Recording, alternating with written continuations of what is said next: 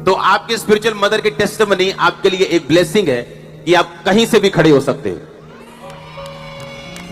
आपकी गरीबी मायने नहीं। इमेजिन करो, इनके घर रिश्तेदार जब आते थे तो बोलते थे कैसे हो तुम, तो क्या जवाब देते थे आपकी फैमिली जो थी?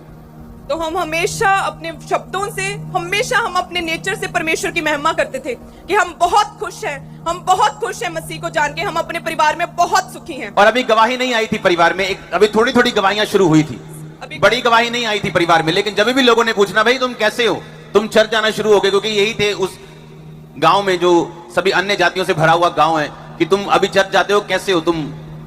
तो हम खुल के मसीह की प्रशंसा करते थे परमेश्वर की, वो सामर्थ्य परमेश्वर है। हम बहुत खुश हैं, हम अपनी जिंदगी में हर एक दुख से हमने शिफा पा ली है। हमने कभी भी अपने मुंह से ये नहीं बोला था उस वक्त कि हम दुखी हैं, हम बीमार हैं, हम परेशानी में हैं। नो, हमने हमेशा परमेश्वर की अपने शब्दों से महिमा की थी। और आज वैसा ही हुआ, और सेम वैसा ही हुआ जैसा हमने अंगीकार किया था। और ये 3 बेटियां और 1 बेटा है, ये 3rd बेटी है।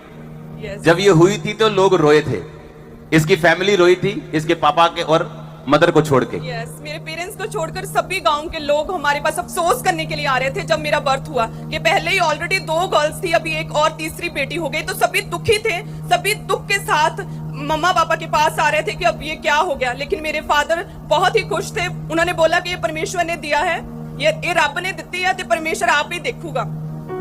मेरे फादर ने वर्ड्स बोले सी, उन्होंने पूरा इंजॉय सेलिब्रेट किया सी मेरे बर्थ नो, मेरे फादर और मदर ने। लेकिन बाकी सारे साडे रिश्तेदार, साडे पिंड के लोग सारे बहुत दुखी सी कि तीसरी कुड़ी फेर आ गई, क्योंकि तीसरा मुंडा चाहिए सी इन्हां नूं, क्योंकि पहला बेटी सी, दूजी बेटी सी, और जो तीजी बेटी हुई थी वे मतलब रिश्तेदार मतलब अफसोस मनाने लिए आ रहे थे, मतलब रो के, कोई रो के दिखा रहा सी, कोई अफसोस मना रहे, कोई विरोधी खुश हो रहे थे कि लो ये तीजी कुड़ी हो गई।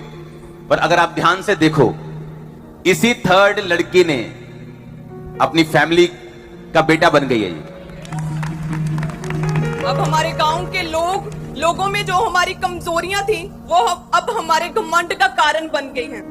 अब लोग जान गए हैं कि वाकई मसीह परमेश्वर जीवित परमेश्वर है, वो सामर्थ्य और वो सब कुछ करने की सामर्थ्य रखता है। अब हमारे गांव के बहुत से लोगों ने मसीह को जान लिया है, बहुत से लोग मसीह में आ गए हैं। अब मेरे फादर मदर अभी परमेश्वर की फुल टाइम सेवकाई में है, मेरा पूरा परिवार अब परमेश्वर की सेवा में है।